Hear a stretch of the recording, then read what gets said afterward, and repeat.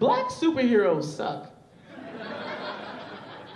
Because think about it. All right, Superman, he flies around the world faster than a speeding bullet. Shoots lasers from his eyes. Aquaman is king of the fish, and he's not even a fucking fish. Batman uses his white privilege to beat the shit out of criminals.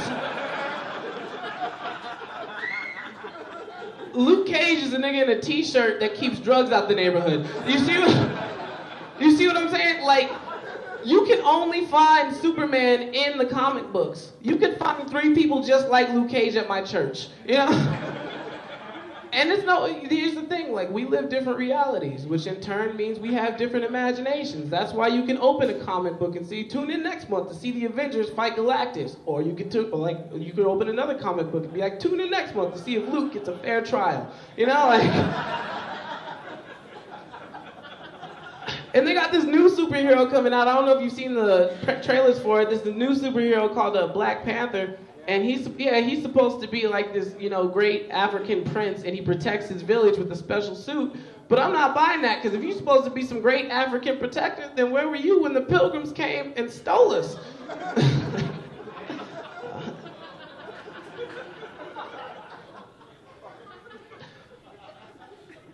Sometimes I think about what type of slave I would have been.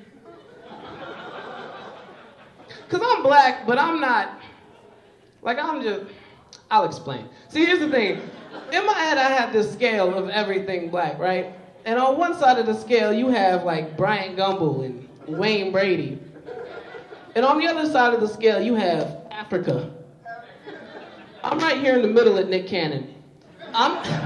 I'm in between Nick Cannon and Will Smith. I'm a Nickelodeon Negro. Like, I look like I could host America's Got Talent next season. Like, people look at me and feel safe, and that's not ideal. Like, here's the thing. People call me African American, but they need to stop doing that. I ain't never been to Africa. Like, I'm from Albuquerque, New Mexico. The only Africans I've ever met are in a museum. Yeah. And all the Africans I meet in New York, they don't even like me. And it's because I'm American. They think I'm arrogant and lazy, but I don't think they wear enough deodorant, so fuck them. Sometimes people call me colored, like I'm art supplies. Like, I heard this new one the other day. I don't know if you heard it. It's called POC. A white girl told me that. It's called POC. Yeah, exactly. I'll get to it, buddy. So what is like this girl, she was like, these POCs, their voices aren't being heard. I'm like, POC, what's POC? She goes, persons of color. I'm like, oh, shut the fuck up. Because at that point, you're just going out of your way to prove that you're one of the good ones, you know? Like, don't call me that. Like, it's weird. It's like, people are always asking me, well, if we can't call you African American, and we can't call you colored, and we can't call you nigger, what are we supposed to call you? By my name. I don't know. Racism is fun to talk about. It's edgy, but it's fun to talk about. I feel y'all getting tight. It's okay. Let it out. Laugh. Let it out. It only gets worse from here. I've been because every time I think about how bad my life is, I always I look at Muslims and go, I'm lucky. Because I don't know what it is that Muslims did throughout history to catch loss after loss after loss, but goddamn, the way people treat Muslims in this country, you would think that they were the ones that murdered Jesus. Like, I was at a diner this one time, and this dude was like, this was right after Trump passed the ban on Muslims, right? And the dude was like, yep, that's how you gotta do it. The only way to keep this country safe is we gotta get rid of all these damn Muslims. And I wanted to say something to him, but he kind of had a point. Because it's these damn Muslims that keep poisoning the water in Flint. And it's these damn Muslims that keep shooting up these churches and these concerts, and it's these goddamn Muslims that keep marching with their khakis and their tiki torches. He had a point. I don't even get how people can fight over religion anyway. That's like, let's say you went to, you were sitting down there at a bar, right? And you go like, yo, man, what do you think happens when you die? And you go, well, I think we go to this place, it's called heaven, everything's white, all the girls are white, there's this dude with the beard, his name's God, and he's the one that made all this shit. And then he goes, oh, well, I think you get to sleep with 72 chicks and they all just want your dick, bro. And you're like, well, you know, there's not enough room for the both of us, so one of us gotta die. That's what fighting over religion is like, and I don't understand it, but hey, listen, I don't have the answers, I just have questions. That's how it's always been. I've always had questions. I've always been a curious kid. Like, ever since I was little, I used to be. Because, like, contrary to popular belief, I grew up with both my parents. So, but I would meet kids at school who didn't know their father. And that was always confusing to me. Like, how do you not know your father? Because you need a mother and a father to make you. How do you not know the father? And it was always the same story. You know, one night, the father went out to get cigarettes and never came back. To this day, I still don't smoke because of that. I thought, like, when I was a kid, I used to think if you smoked too many cigarettes, you would disappear. Anyway, when I was 24, I found out I was adopted, which means my real parents were smokers.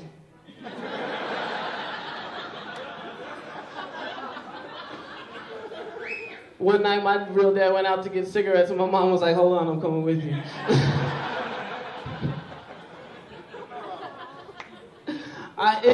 It's weird, like, I found out I was adopted. I found out on an accident. I was on Facebook, and I was looking at a picture of me and my siblings, and me and my siblings, we're all black, but, you know, I know how, like, all people, like, think all black people look the same, but those people are, you know, racist. And so I'm looking at this picture, and then something in my head just clicked. Like, you know, one of these things is not like the other. And so I just called my mom. Out of the blue. I was like, hey, Mom, was I adopted? And she was like, yup.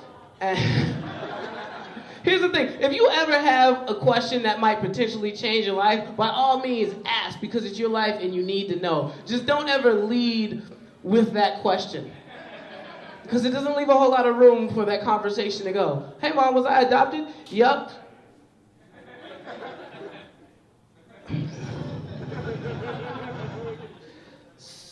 So other than that, how's Dad? You know? And she told me, she's like, listen, you were adopted, but that doesn't change anything. But it did. For starters, that means that all those Mother's Day gifts were participation trophies. You know?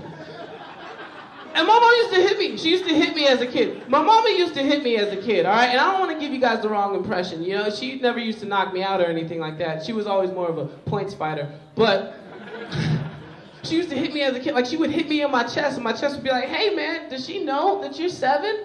And the thing is, now that I'm older, now that I'm more mature, now that I realize, you know, that I was adopted, I understand. People usually tend to get a lot rougher with things that aren't theirs. Oh, don't groan. Listen, I see a lot of couples in here. You guys have all went to hotel rooms and done the nastiest shit you would never do at your own house. I'm trying to open up to you, goddammit. This is a cool job to have for this reason, because I can just talk about my life. I can tell you guys about my life. Because I used to have a lot of shitty jobs. Like, I used to work at JCPenney. And then, like most grown-ups who work at the mall, I figured out better ways to commit suicide, so I quit. The day I quit, I walked up to my boss. I was like, hey, man, this job sucks. I don't want to do it anymore. I quit. He said, you quit? You can't quit. I said, man, I wish you would have told me sooner, because I just did. He said, no, you can't quit without putting in 2 weeks' notice. I said, well, 2 weeks ago, I noticed I didn't want to work here anymore. And I would have quit then, except I need my last check for rent, and I know how y'all get with it. It's stupid. Like, I don't understand how people can complain about the job. Like, it always bugged me when people would complain about the job. It's like, how do you complain about a job that you applied for? You know what I'm saying? It's like, if you work at a place, either work at the place or quit. That's it. It's like, no one, you're a grown man. No one begged you to work at Smoothie King. You know? I fucked that word up. Don't call, listen, if you all sit in the front, don't judge he's like, I'm gonna sit in the next row back. I'm playing with you, buddy. I fucked that joke up. I'm just mad at you because that's how comics do it. It's never our fault. I knew I had to quit that job, though. I knew I had to quit because there was this girl who worked there, right? And that's how it always happens. And so I walked over to her. I was like, hey, girl, what's your name? And she's like, I'm 15. And I was like, I'm walking away, because you can't hit on a 15-year-old as a grown man. You just can't do it for every reason. Like, what if she has homework and you can't do it? You know? Now you look like an asshole because you forgot how to solve for X, You know? And there are people in this world, there are grown men in this world who do hit on 15-year-olds, you know, and those men are called Woody Allen. And I have never directed a movie before in my life. It's, you know, it's only a few of us up here in this attic, and I feel like it's unfair that some of you didn't get that joke, so I'll explain. Woody Allen is a famous director who directs movies that black people don't watch. And what he decided to do was he decided to divorce his wife to marry his stepdaughter. Google it. Moral of that story is if you can't find the one to be with, raise the one to be with.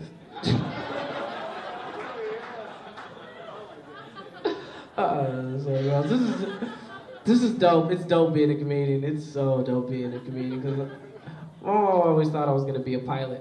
She always thought I was gonna be a pilot. Like everywhere we went, she would tell people I was gonna be a pilot, whether it was church, school, a third place. She'd even start the conversation with, "Hey, you got kids? Well, fuck your kid. My kid's gonna be a pilot." She would buy me the posters with the planes on them, the pajamas with the planes on them. We never talked about flight school, but that's okay. So one day I had to sit my mama down. I had to tell my mama, I said, "Mama, look, I love you. I really do. But I'm not gonna be that pilot you always wanted me to be. In fact, I'm gonna move to the city. I'm gonna become a comedian." So now my mother tells people, "My son lives in New York City, and he's a pilot." The reason why she wanted me to be a pilot is, I guess, because my real dad was a pilot and my real mom was a lawyer. And that's crazy to think about, to think that I had the same backstory as Peter Parker. You guys know who that is? Spider-Man, exactly. Peter Parker, Spider-Man. He grew up without his real parents and he turned into Spider-Man. I grew up without my real parents. I turned into a comedian. Like I said, black superheroes suck.